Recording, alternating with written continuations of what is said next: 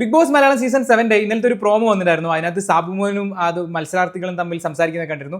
അതെന്തായിരുന്നു സംഭവം എന്ന് നിങ്ങൾ ചിന്തിച്ചില്ലേ? അതായിരുന്നു ഇന്നത്തെ ആ ഒരു ഡെയിലി ടാസ്ക് എന്ന് പറയുന്നത്.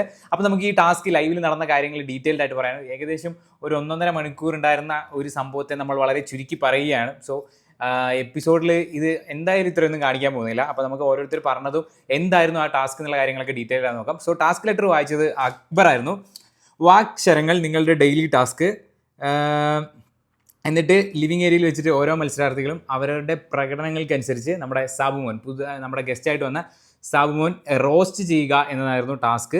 സാബുമോൻ നിങ്ങളെക്കുറിച്ച് പറയുന്ന പ്രധാന പോയിന്റുകൾ, അതായത് ആ മത്സരാർത്ഥികളെക്കുറിച്ച് പറയുന്ന പ്രധാന പോയിന്റുകൾ എഴുതിയെടുത്തിട്ട് ഹൗസ് മേറ്റ്സ് എല്ലാവരും ആ പേപ്പറും പേനയും വെച്ച് എഴുതിയെടുത്തിട്ട് അതിനൊരു മറുപടി കൊടുക്കുക. അതായത് ഒരു റോസ്റ്റിങ്ങും അതിനൊരു മറുപടി റോസ്റ്റിങ്ങും എന്നുള്ള രീതിയിൽ ആ ടാസ്ക് ചെയ്യുക എന്നുള്ളതായിരുന്നു മത്സരാർത്ഥികൾക്ക് കൊടുത്ത ആ ഒരു ഇതെന്ന് പറയുന്നത്. സോ റോസ്റ്റിംഗ് എങ്ങനെ ഉണ്ടായിരുന്നു എന്നൊക്കെ ചോദിച്ചു കഴിഞ്ഞാൽ അതിൻ്റെ ഇടയിൽ സാബുമോൻ ബിഗ് ബോസിനോട് പോയി ചോദിക്കുന്നുണ്ടായിരുന്നു ഇതെങ്ങനെയാണ് ചെയ്യേണ്ടത്, എനിക്ക് എന്തെങ്കിലും കുറച്ച് കാര്യങ്ങൾ കൂടി പറഞ്ഞു തരുന്നത്. സോ ഒരു എപ്പിസോഡ് മുഴുവനായിട്ട് കണ്ട ആൾക്കാർക്ക് മാത്രമേ ഡീറ്റെയിൽഡ് ആയിട്ട് റോസ്റ്റ് ചെയ്യാൻ പറ്റുള്ളൂ. അത് തന്നെയായിരിക്കും ചോദിച്ചത്. എന്തെങ്കിലും പോയിന്റ്സ് ഒക്കെ തന്നാൽ അങ്ങനെ റോസ്റ്റ് ചെയ്യാൻ സുഖമായിരുന്നു എന്നുള്ള രീതിയിൽ സാബുമോൻ കൺഫെഷൻ റൂമിൽ പോയിട്ടൊക്കെ പറയുന്നുണ്ടായിരുന്നു.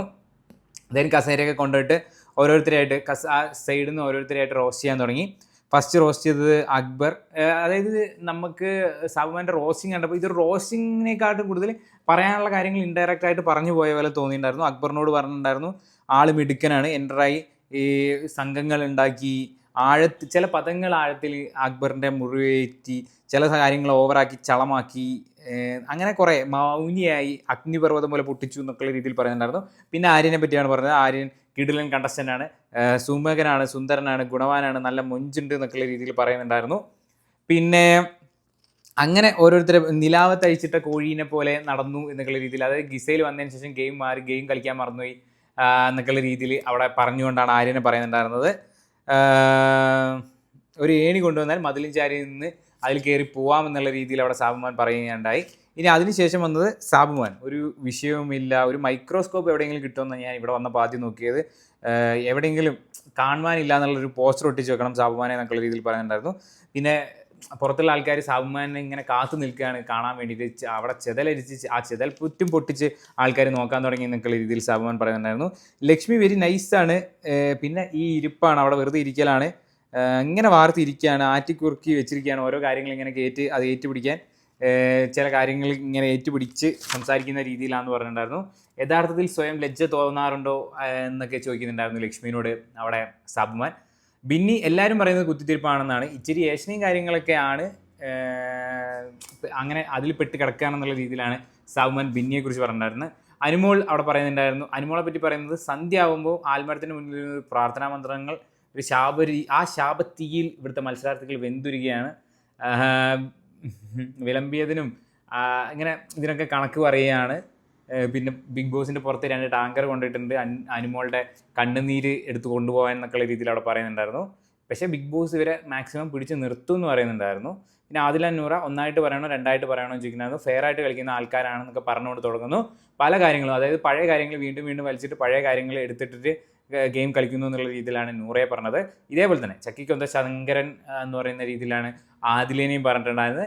2 എണ്ണം കൂടി ഒപ്പിക്കാത്ത കാര്യങ്ങളൊന്നുമില്ല, പഴയ കാര്യങ്ങളൊക്കെ ഏണി വെച്ച് പിടിക്കും, പുതിയ സാധനങ്ങളൊന്നും പുതിയ ഗെയിമും കാര്യങ്ങളൊന്നും ഇല്ല എന്നുള്ള രീതിയിൽ പറയുന്നു. പിന്നെ നെവിനെയാണ് പറഞ്ഞത്. നെവിനെ എല്ലാവരും ബെല്ലും ബ്രേക്കൊന്നും ഇല്ലാത്ത ചുമ്മാ വായ്ത്താളം മാത്രം അടിച്ചിരിക്കുന്ന ഒരാളായിട്ടാണ് കാണുന്നത്. പക്ഷേ നെവിന് കൃത്യമായിട്ടുള്ള ഒരു പ്ലാൻ ഉണ്ട്, അത് ആർക്കും അറിയില്ല. ബട്ട് ആർക്കും അറിയില്ല എന്നാണ് നെവിൻ്റെ വിചാരം. പക്ഷേ അത് എല്ലാവർക്കും അറിയാം, പുറത്തുള്ള ആൾക്കാർക്കും അറിയാമെന്നുള്ള രീതിയിൽ പറയുന്നു. അത് അങ്ങനെയല്ലാതെ നെവിൻ മാത്രമാണ് അറിയാത്തത്. പിന്നെ ബിഗ് ബോസ് കാല് പിടിച്ച് കൊണ്ടുവന്നുകൊണ്ട് ഇവിടെ നിൽക്കുന്നു വിചാരിക്കുന്നുണ്ടായിരുന്നു. അത് പെരുന്നാളിന് നടക്കാൻ വെച്ച ഒരു ബലിമൃഗത്തിനെ പോലെ മാത്രമാണെന്നുള്ള രീതിയിൽ അവിടെ നെവിനോട് പറയുന്നുണ്ടായിരുന്നു.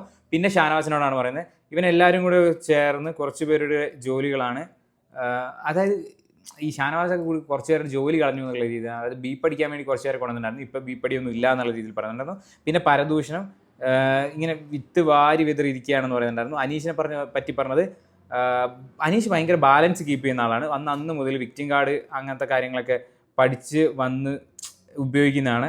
പിന്നെ ഇവിടെ എല്ലാവരും സാധാരണക്കാരൻ ആയിരുന്ന എന്താണ് പ്രശ്നം, 10 പേര് അറിയുന്ന ആളായാൽ എന്താണ് പ്രശ്നം എന്നൊക്കെ രീതിയിൽ അവിടെ ചോദിക്കുന്നുണ്ടായിരുന്നു. അനീഷും ഒരു മീഡിയ പേഴ്സൺ അല്ലേ എന്നുള്ളൊരു ചോദ്യം കൂടി അവിടെ സാബുമാൻ ചോദിക്കുന്നുണ്ടായിരുന്നു. ഒറ്റപ്പെടൽ സ്ട്രാറ്റജി ഇതൊന്നും മനസ്സിലാവാതെ മുന്നോട്ട് ഓടിച്ചുകൊണ്ടിരിക്കുന്ന ഒരു രൂപം മാത്രമാണ് അനീഷ് എന്നുള്ള രീതിയാണ് പറയുന്നത്. ഇതിനൊക്കെ മത്സരാർത്ഥികൾ മറുപടി കൊടുത്തിട്ടുണ്ടായിരുന്നു. അക്ബർ പറയുന്നതിനകത്ത് ഇതൊന്നും എനിക്കൊരു റോസ്റ്റിംഗ് ആയിട്ട് തന്നെ പോലും തോന്നിയിട്ടില്ല, ചേട്ടൻ എന്നെ വലിയ പൊക്കി പറഞ്ഞ പോലെ, എനിക്ക് വലിയൊരു പ്രതീക്ഷ ഉണ്ടായിരുന്നു, അതൊന്നുമില്ല. ടാസ്ക് മനസ്സിലാവാതെ ചെയ്യുമ്പോൾ അനീഷ് ആയിരുന്നു ടാസ്ക് മനസ്സിലാവാതെ ചെയ്യുന്നതെന്ന് വിചാരിച്ചത്, പക്ഷേ ചേട്ടൻ ഇപ്പോൾ ടാസ്ക് മനസ്സിലാക്കാതെ ചെയ്ത പോലെ തോന്നി എന്ന് പറയുന്നുണ്ടായിരുന്നു. എന്നെ പൊക്കി പറഞ്ഞതാണ്, സംഘങ്ങൾ ചേർത്തതല്ല, ആ സംഘങ്ങളൊക്കെ എൻ്റെ കൂടെ ചേർന്നതാണെന്നൊക്കെ പറഞ്ഞിട്ടാണ് അക്ബർ അതിനൊരു മറുപടി കൊടുക്കുന്നത്. ആരും പറയുന്നു സാബു ചേട്ടൻ പറഞ്ഞ കാര്യങ്ങൾ ഗിസേലിനെ കാണാനില്ല, പിന്നെ മൊഞ്ചു കൂടിയ പോലെ, ഇതൊക്കെ എന്നെ പൊക്കി പറയുന്നതായിട്ടാണ് എനിക്ക് തോന്നിയത്. ഗിസേൽ ഇപ്പോൾ ഇവിടെ ഇല്ല, പക്ഷെ ഞാനിപ്പോഴും ഇവിടെ ഉണ്ട്. അവളൊരു ഹണിമൂൺ ഫേസ് പോലെ വന്ന് പോയി എന്നൊക്കെയുള്ള രീതിയിൽ പറയുന്നുണ്ടായിരുന്നു. ഗിസേൽ പോയിട്ടും ഞാനിവിടെ ഹാപ്പി ആയിട്ടാണ് ഇരിക്കുന്നത്, ഗിസേൽ ഉണ്ടെങ്കിലും ഇല്ലെങ്കിലും ഞാനിവിടെ ഒറ്റയ്ക്കാണ് കളിക്കുന്നത് എന്നുള്ള രീതിയിൽ പറയുന്നുണ്ടായിരുന്നു. സാബുമാൻ പറയുന്നത്, സാബുമാന് നല്ല രീതിയിൽ താളടിക്കാനുള്ള കഴിവുണ്ടെന്ന് എനിക്കറിയാം, പക്ഷേ വേണ്ട സമയത്ത് വേണ്ട പരിപാടി ഞാൻ ഇവിടെ ചെയ്യാറുണ്ട്, അത് കാണാറുണ്ടോ എന്ന് എനിക്കറിയില്ല, അത് എയർ ചെയ്തിട്ടുണ്ടോ എന്ന് എനിക്കറിയില്ല, ഫിറ്റ്നസ് നോക്കുന്ന ആളാണ് ഞാൻ.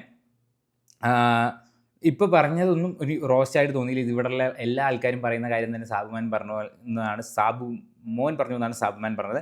ലക്ഷ്മി പറയുന്നത്, കോൺവെർസേഷൻ ഞാൻ അനാവശ്യമായി ഇടപെടാറില്ല, എൻ്റെ പൊട്ടൻഷ്യൽ ഞാൻ യൂസ് ചെയ്തിട്ടില്ല, ഞാൻ ഷോർട്ട് ടെമ്പേർഡ് ആണ് എന്നൊക്കെയുള്ള രീതിയിലാണ് ലക്ഷ്മി അവിടെ പറയുന്നത്. ബിന്നി പറയുന്നത്, എനിക്ക് ചിക്കൻ റോസ്റ്റ് അല്ലാതെ ഒന്നും അറിയത്തില്ല, പക്ഷേ ഇപ്പോൾ പെട്രോൾ ഒഴിച്ചാണ് കത്തിച്ചതെന്ന് പറയുന്നത്. ബിഗ് ബോസ് ഹൗസിൽ എത്തിച്ചത് ഏഷ്യനെ പറഞ്ഞുകൊണ്ടിരിക്കുന്നത് ആകെ 11 പേരേ ഉള്ളൂ, അപ്പോൾ അവരോട് സംസാരിക്കുന്ന ഏഷ്യനൊക്കെ ആയിട്ട് തോന്നുന്നൊക്കെയുള്ള രീതിയിൽ പറഞ്ഞ് ബിന്നി അവസാനിപ്പിക്കുകയാണ്. അനുമോൾ എന്തൊക്കെയോ പറഞ്ഞിട്ടുണ്ടായിരുന്നു. സാബുമാൻ അനുമോൾ പറയുന്നത്, നിങ്ങളുടെ കണ്ണിൻ്റെ കുഴപ്പമായിരിക്കും, എല്ലാവരെയും കണ്ണിൻ്റെ കുഴപ്പമായിരിക്കും, ഞാൻ പ്രാർത്ഥിക്കുന്നത് ശാപവാക്കായിട്ട് തോന്നിയെന്നൊക്കെയുള്ള രീതിയിൽ പറയുന്നുണ്ടായിരുന്നു. അനുമോൾ എല്ലാവരെയും സഹായം ചെയ്യാറുണ്ട്, ഒന്നും ഞാൻ തിരിച്ചാഗ്രഹിക്കുന്നില്ല, എല്ലാ മനുഷ്യരും ഒരുപോലെയല്ല, ടാസ്ക് മനസ്സിലായില്ല എന്ന് പറയുന്നുണ്ടായിരുന്നു. പിന്നെ നൂറ് പറയുന്നത്, റോസ്റ്റ് ചെയ്തതായിട്ട് തോന്നിയില്ല, ഫെയർ ഗെയിം കളിക്കുന്നുണ്ട്, കള്ളത്തരങ്ങൾ പറയാറുണ്ട്, പറഞ്ഞു തന്നെ പറയും, പാസ്റ്റിലെ കാര്യങ്ങൾ കൊണ്ടിടാറുണ്ടെന്ന് പറയുന്നുണ്ട്, അത് അതേപോലെ തന്നെ പറഞ്ഞിട്ടുണ്ടായിരുന്നു. ആദില, ചക്കിക്കൊത്ത ശങ്കരൻ കോംപ്ലിമെൻ്റ് ആയിട്ട് തോന്നിയില്ല, രണ്ടായി കാണാൻ പറ്റാത്ത എന്തെന്ന് എനിക്കറിയില്ല, നിങ്ങളിപ്പോൾ 2 കണ്ടസ്റ്റൻ്റായിട്ടാണ് കളിക്കുന്നതെന്ന് പറയുന്നുണ്ടായിരുന്നു. മാക്സിമം ഗെയിം കളിക്കാൻ നോക്കിയിട്ടുണ്ട്, ഗ്രൂപ്പായിട്ട് കളിക്കാൻ, അതായത് ആദിലും നൂറേയും ഗ്രൂപ്പായിട്ട് കളിക്കാൻ നോക്കിയിട്ടില്ല എന്ന് പറയുന്നുണ്ടായിരുന്നു. പിന്നെ പഴയ ടാസ്ക് കാര്യങ്ങളിലൊന്നും ഞാനങ്ങനെ കൊണ്ടുവരാറില്ല, പിന്നെ ഒറ്റയ്ക്ക് തന്നെയാണ് ഗെയിം കളിച്ചതെന്ന് പറയുന്നുണ്ടായിരുന്നു. നെവിൻ പറയുന്നത്, എവിടെ കൊണ്ടാ ചേട്ടൻ എന്നെ പ്ലാൻ ഗെയിമർ എന്ന് പറഞ്ഞത് എനിക്കറിയില്ല, നാട്ടുകാരെന്നെ ഇഷ്ടപ്പെടുന്നു, ഞാനൊരു ഗെയിമർ ആണ് പറഞ്ഞില്ലേ എന്ന് പറയുന്നുണ്ടായിരുന്നു. റോസ്റ്റിംഗ് ആയിട്ട് തോന്നിയില്ല എന്ന് പറയുന്നത്, പെരുന്നാളിന് അറക്കാൻ വെച്ച ബലിമൃഗം എന്ന് പറയുന്നത് ടോപ്പ് 5 എന്നെ കൊണ്ടുവന്ന് ഔട്ടാക്കുന്നല്ലേ ചേട്ടൻ ഇൻഡയറക്റ്റ് ആയിട്ട് പറഞ്ഞതെന്ന് പറഞ്ഞിട്ടുണ്ടായിരുന്നു. ഓക്കെ. പിന്നെ ഷാനവാസ് പറയുന്നുണ്ടായിരുന്നു, സാബു ചേട്ടനെ പോലെ റോസ്റ്റ് ചെയ്യാൻ ഞാൻ ഒരാളല്ല, തെറ്റിദ്ധാരണ ഇവിടെ ഞാൻ തെറി വിളിച്ചില്ല, ഞാനിവിടെ ആരെയും തെറി വിളിച്ചില്ല, സമ്മോൻ പറഞ്ഞ സമയത്ത് തെറി വിളിച്ചിട്ടുണ്ട്, ബീപ്പടിക്കുന്ന കാര്യം പറഞ്ഞു, ഞാനിവിടെ ആരെയും തെറി വിളിച്ചില്ല, എന്നെ പറഞ്ഞവരൊക്കെ ഞാൻ വീട്ടിൽ പോയി വിളിക്കുന്നുള്ള കാര്യം മാത്രമേ പറഞ്ഞിട്ടുള്ളൂ എന്ന് പറയുന്നത്. പെൺകുട്ടികളൊക്കെ ഇവിടെ ഡോ എന്നൊക്കെ വിളിക്കാറുണ്ട്, പക്ഷേ തിരിച്ച് നമ്മൾ വിളിക്കുമ്പോൾ അതെങ്ങനെ പ്രശ്നമാണെന്ന് എനിക്കറിയില്ല, ഇങ്ങോട്ട് വിളിച്ചാൽ അങ്ങോട്ടും വിളിക്കുമെന്ന് പറയുന്നുണ്ടായിരുന്നു.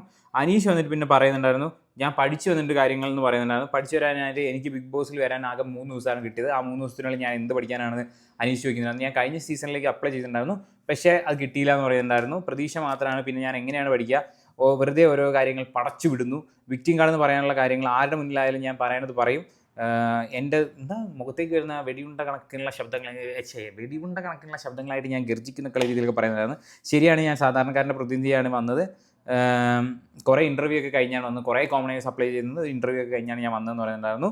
ഇവിടെ ആക്ടറല്ല കൂടുതൽ വരേണ്ടത് ആൾക്കാരാണ്, ഇവിടെ കൂടെ വരേണ്ട 5 കോമണർ വരണമെന്ന് ഞാൻ പറഞ്ഞത് അതുകൊണ്ടാണെന്നൊക്കെ പറയുന്നുണ്ടായിരുന്നു.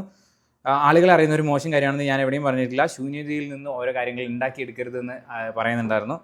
സോഷ്യൽ മീഡിയ ഉപയോഗിക്കുന്ന അത്ര മോശം കാര്യമായിട്ടും എനിക്ക് തോന്നുന്നില്ല എന്നൊക്കെ പറഞ്ഞുകൊണ്ടാണ് ഈ ഒരു ടാസ്ക് അവസാനിക്കുന്നത്. സോ എന്തായാലും വലിയൊരു റോസ്റ്റിംഗ് ഒന്നും കാണാൻ സാധിച്ചില്ല, ആർക്കും അങ്ങനെ കൊണ്ടിട്ടൊന്നുമില്ലെങ്കിലും, പക്ഷേ ഇൻഡയറക്റ്റ് ആയിട്ട് കൊള്ളേണ്ടവർക്കൊക്കെ കൊണ്ടിട്ടുണ്ട്.